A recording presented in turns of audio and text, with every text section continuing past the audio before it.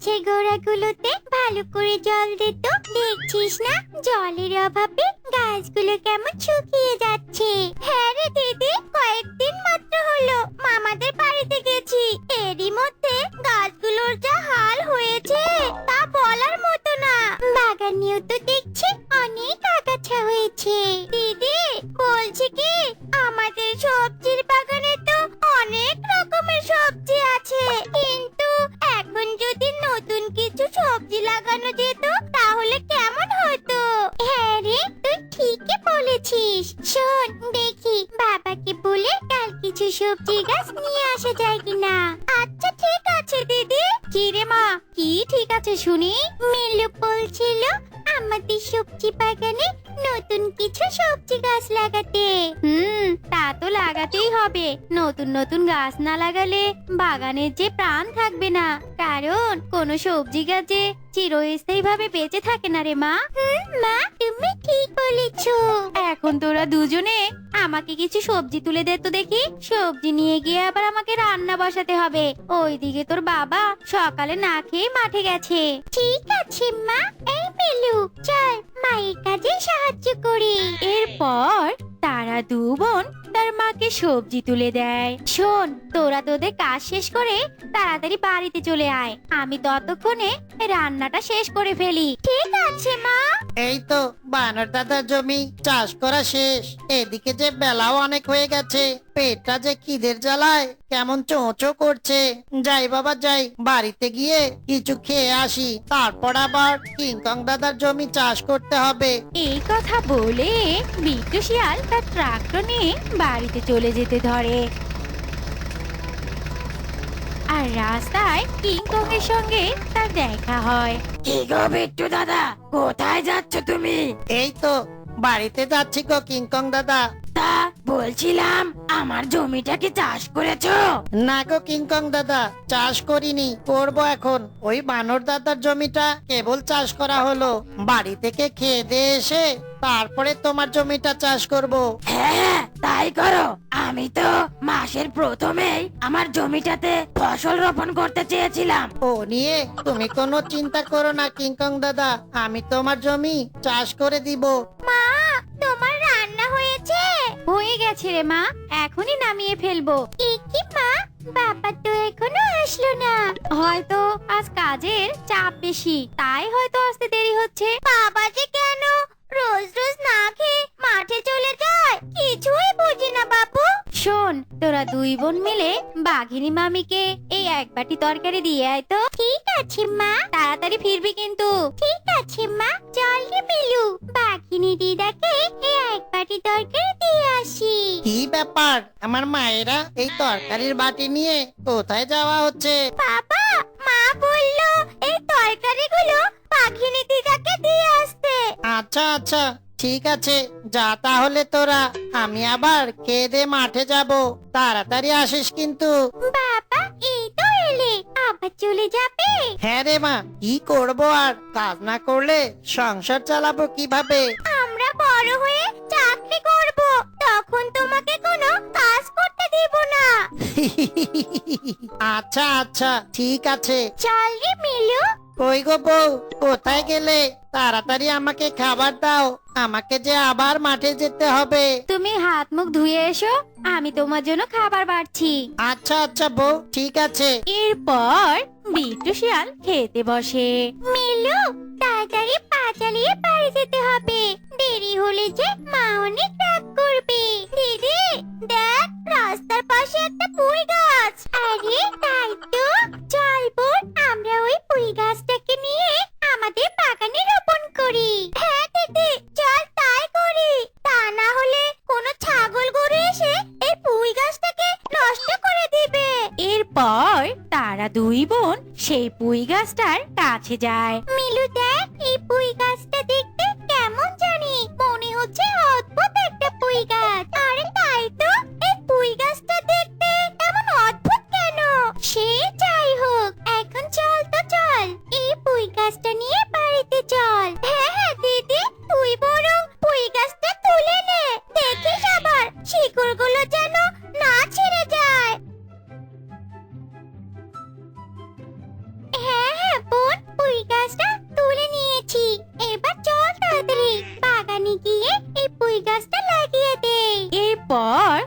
দুই বোন সেই পুঁই গাছ নিয়ে তাদের বাগানে চলে যায়। শোন মিলু, তুই বাড়ি থেকে জল আর একটা গাছ নিয়ে আয় এই পুঁই গাছটা লাগানোর জন্য। আচ্ছা দিদি, ঠিক আছে, আমি এক্ষুনি আনছি।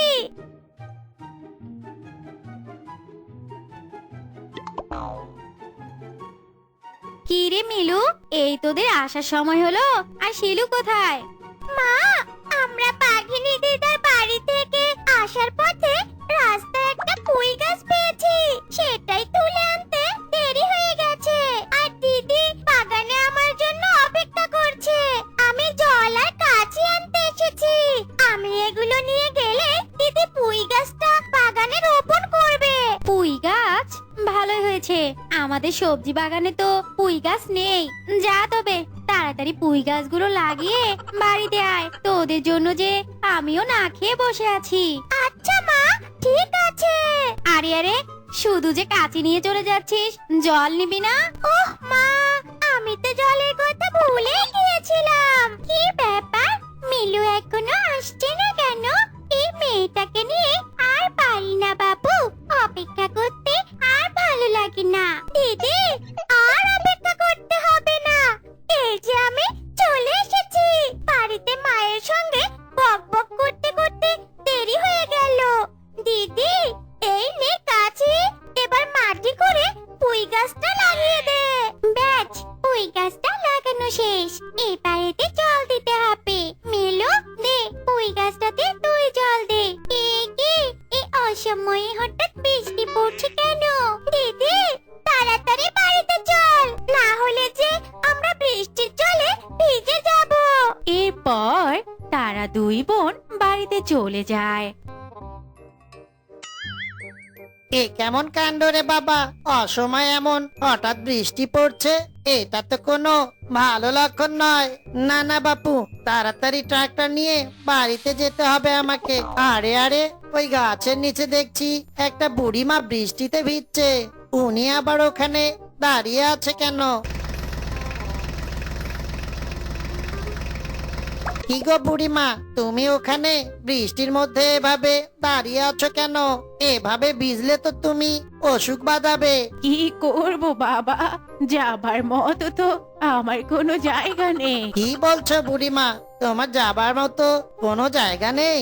তাহলে বুড়িমা, তুমি একটা কাজ করো, আমার সঙ্গে আমার বাড়িতে চলো।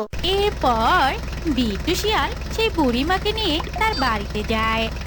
দিদা, এখন থেকে কিন্তু তুমি আমাদের সঙ্গেই থাকবে, বাবা বলেছে। না রে দিদি ভাই, তা যে হয় না। কিন্তু কেন হয় না দিদা? আমার যে অনেক কাজ, আমাকে যে সবার কাছে যেতে হয়, তা না হলে সকলের ভাগ্যর পরিবর্তন ঘটবে কেমন করে?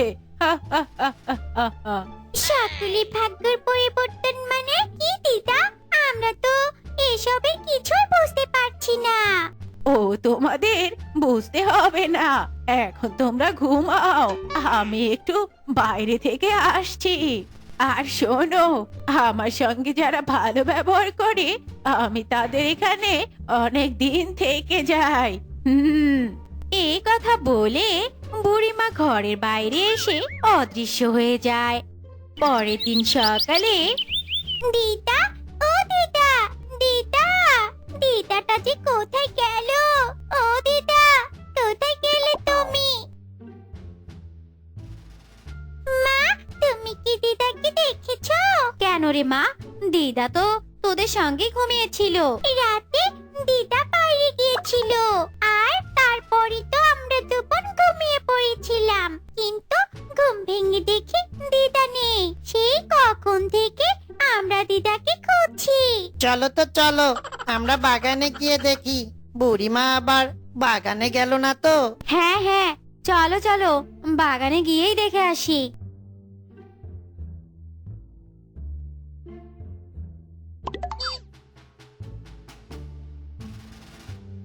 মা, বাবা, দিদা তো এখানেও নেই, তবে দিদা কোথায় গেল?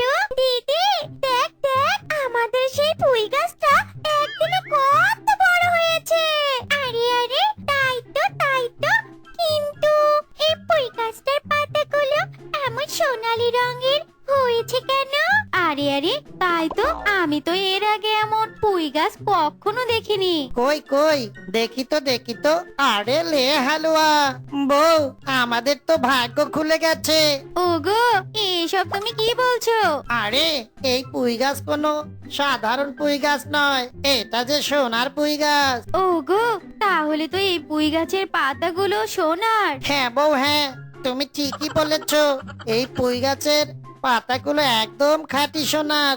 আমাদের দুই মেয়েই যে আমাদের ভাগ্য পরিবর্তন করে দিয়েছে। হ্যাঁ রে বাবা, হ্যাঁ, আমি তোর দুই মেয়ের ওই গাছের মাধ্যমে তোদের ভাগ্যকে বদলে দিয়েছি। দিদা, তুমি তুমি কোথায় গিয়েছিলে? আমরা যে তোমাকে পাগলের মতো করে খুঁজছিলাম। দিদি ভাইরা, আমার কাজ শেষ। তোমাদের দুই বোনের পুঁই গাছের মাধ্যমে তোমাদের ভাগ্যকে বদলে দিয়েছি। তাই এখন আর আমি এখানে থাকতে পারবো না। তোমরা ভালো থেকো, বিদায়। এই কথা বলে বুড়িমা সেখানেই অদৃশ্য হয়ে যায়। ওগো, ঈশ্বর যা করেন ভালোর জন্যই করেন।